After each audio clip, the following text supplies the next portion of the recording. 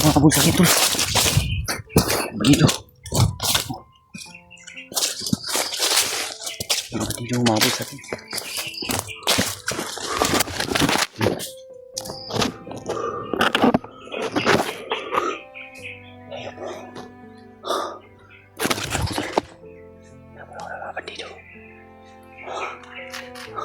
Kaya natin makalayo ito pa rin.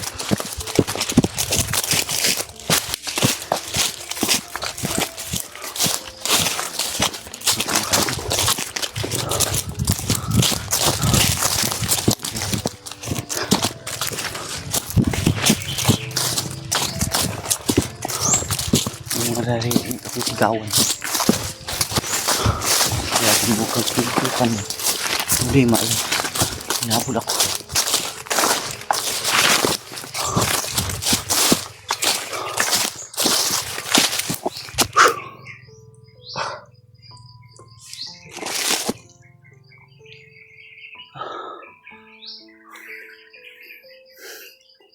Pilitin natin na lumaban tol. Kahit anong pagod o hirap. Dahil pinangako natin sa kasama natin na tumulong sa atin. Tinanaw ko talagang siyang napakalaking utang na loob yung tinulong ni Marvin sa akin. Kaya nagpupursige ako na matulungan siya. Dahil layunin na natin yan. Kaya kahit anong pagod o hirap ng buhay o dinadanas natin dito, umulan bumagyo, kailangan natin na lumaban.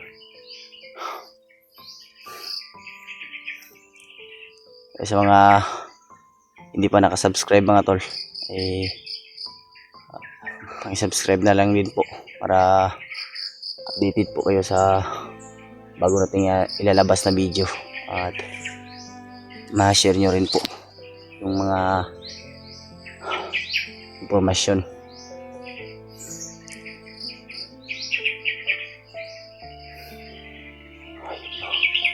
Buti hindi ako sa Mindan ba?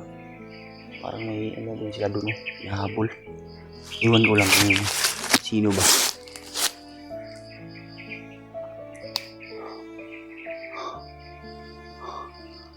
Parang may kasi nakita ko na bandido doon.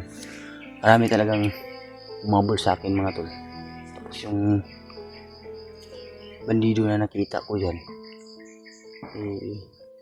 doon papunta. Duda talaga ako na may hinahabol sila ba.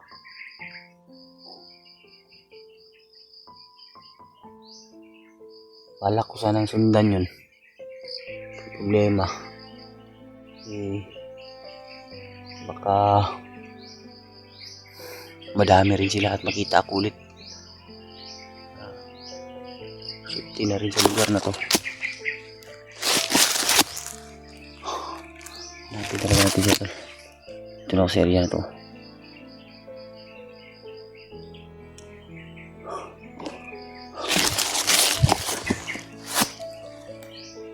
Dito talaga. Wala tayong ng tubig. Hanap pa tayo ng tubig mga tol.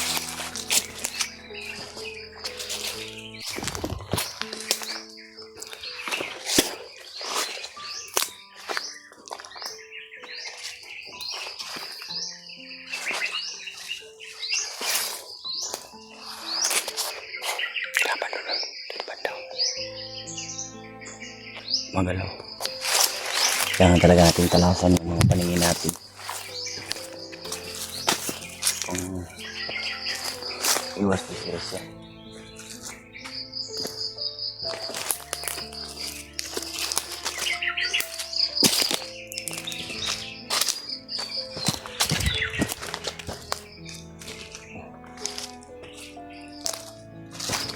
Yung mga sigaw.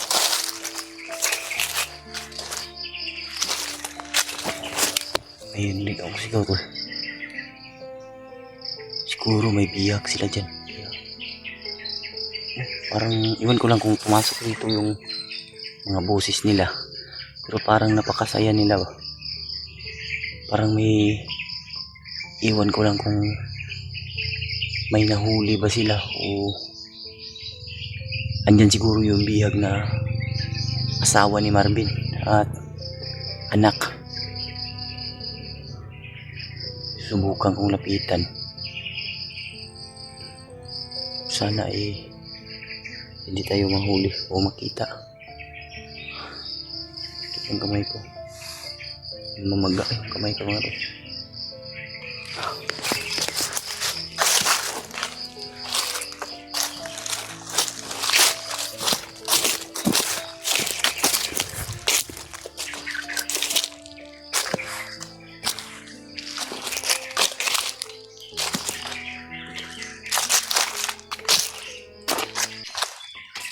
Sukan talaga ng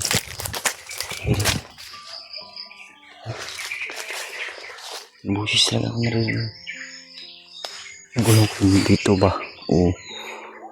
Dito. Parang ano no? Itong banda. Pero dito ko narinig yung mga siyahan kanina eh. Kailangan natin na umikot para kailangan talaga natin pagplanuhan bago tayo susugod natin. Bago ka gumawa ng hakbang, kailangan mong tanuhin muna bago mo gawin. Dahil yung buhay natin ay isa lang.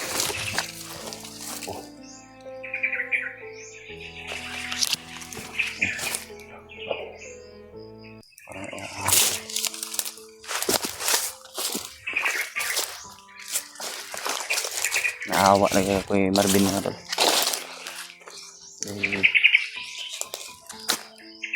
Nagpursige talaga siya na mahanap yung pamilya niya. Kahit ayaw naman siguro kung sa atin mangyayari yun ay kailangan talaga natin na maging agresibo o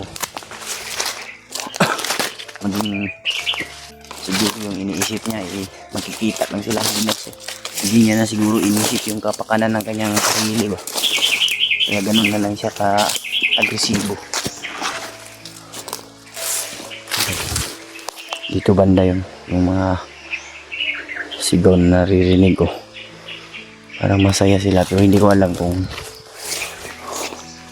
ano, pero subukan kong lapitan sana ay hindi ako makita.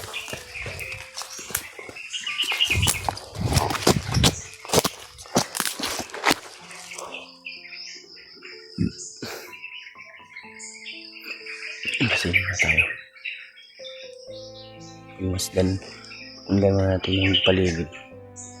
Nawala yung ano ba, nawala yung sigaw ba.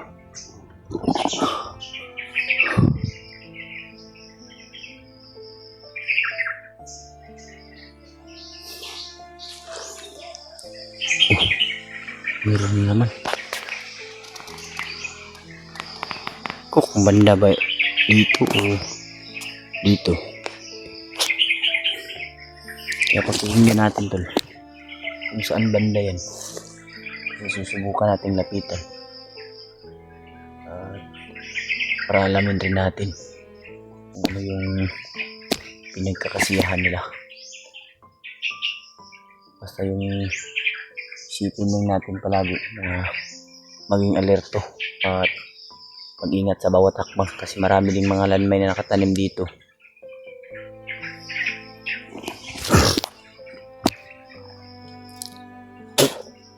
Kaya pala siya tinawag na patag dito tol, Mount Patag. Kasi tingnan nyo naman oh, yung bundok andun lang banda, andun nakapalibot lang. Tapos dito napaka ano talaga patag. Kaya pala siya tinawag na patag, yung ano lang siya ba, plain lang. Tapos yung mga puno dito mga tol pinaglumaan na at yan oh, may mga nakasabit na ito. Yan yung mga nakakasira sa ano natin kalikasan dahil pinapatay niya yung mga puno. Wala talaga yung ano tol, naririnig ko ba.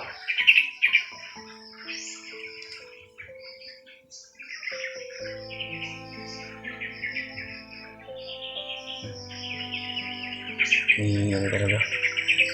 Duda ako tol ba. Duda talaga ako tol na nandyan. Parang may bihag talaga sila. Kasi